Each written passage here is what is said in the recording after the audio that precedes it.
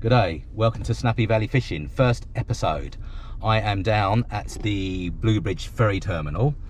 I'm just waiting here for the trucks to clear that are going to get on the next ferry out. And I'm here to pick up a new boat that has just been shipped up from Invercargill. Stay tuned and I will pick it up and then give you a rundown on what it is.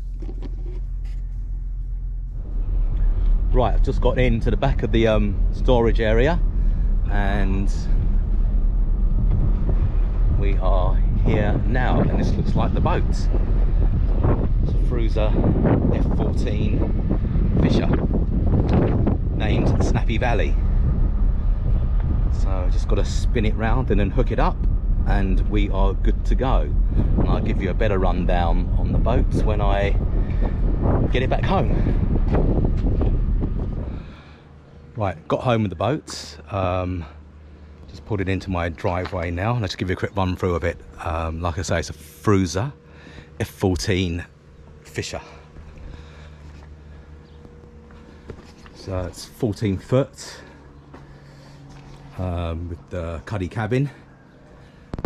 Now, one thing I recommend, or which I went for, is the folding drawbar.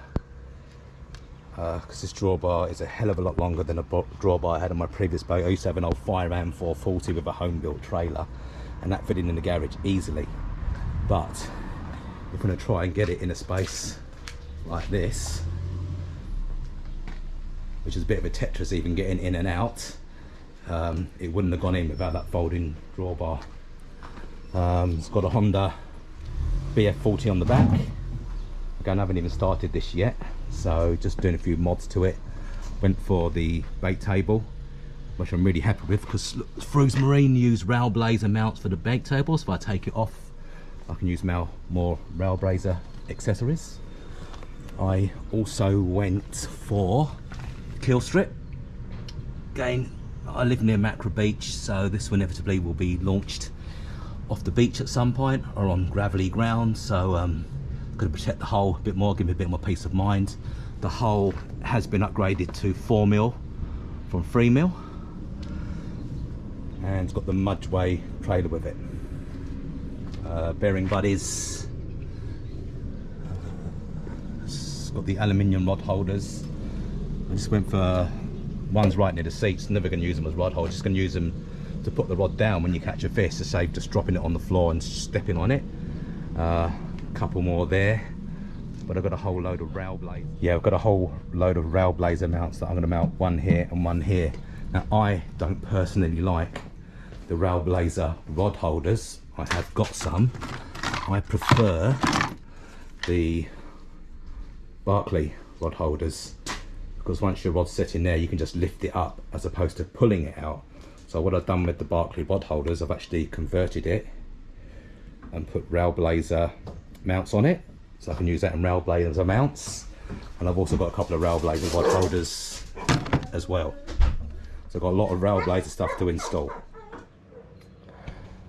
I also had the boat fitted with Ultralon. It's just on the top along here. This makes it look really cool, gives you a bit of protection from lures and weights hitting the top sides. Real nice, real good boarding ladder. I'll just step inside. Just a bit of work I've done so far. I've gone obviously with the F14 Frewza. If you didn't know, we have these angles here. You haven't got a complete flat floor, so it's to do with sheet size apparently. I have no complaints. I knew this is the boat I wanted and what I was going to get. So all I've done with this, I've got some non-slip strip. I've laid that along the sides there, so my foot's up on there. It's not going to slip. I've also just started doing the linings. I'm going to put some linings inside here. Just done one in here for now. So it's got all my tackle, soft baits, lures, weights, hooks, etc. Got a Lowrance hook reveal 7, loaded with NZ charts. Good thing with the gauges, I've got an RPM gauge, got trim tilt gauge, and I've got an hour meter. Didn't think I was getting an hour meter, but I've got that. And also just got the standard Frewza installed VHF radio.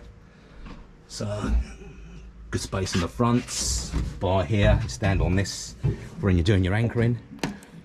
Now one thing I didn't know, you can actually fit 100 meters of 8mm rope in this anchor bin pretty easily, which is really cool. And I've also got about 6 meters of 8mm chain, which I'm going to attach to that shortly.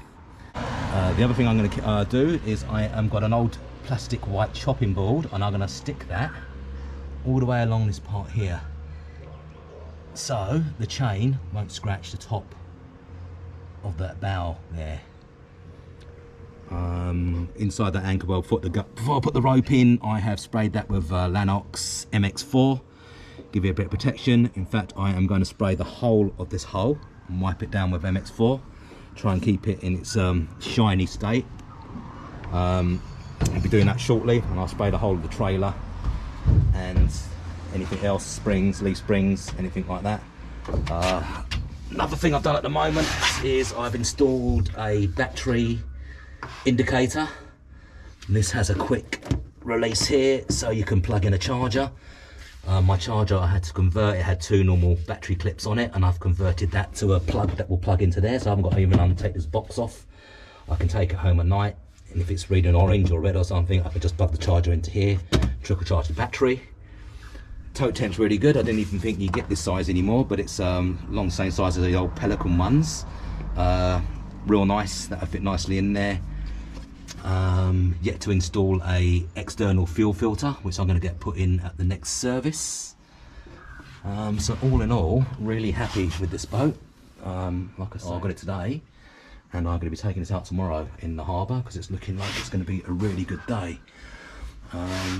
Again, all these installations, I'm not going to do how-tos doing installations. I'm just going to do them and show you what I've done. Got some undergunnel lighting to put in there as well.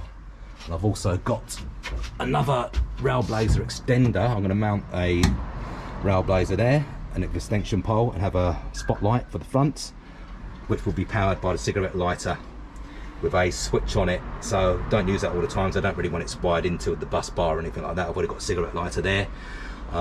So if I go out at crack of dawn and it's still dark, I've got a spotlight there, and I can also use the mount that I'm going to install there as a camera mount as well.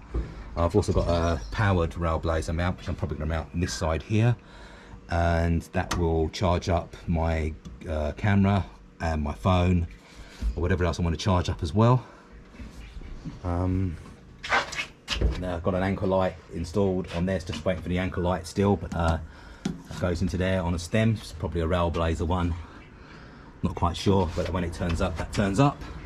So yeah, some good space in there. Good for what I want it for. I go out on solo missions really, or me and one fishing buddy. Wouldn't take any more than 2 people on it. I mean, the boat's built for 4, but you'd just be in each other's way.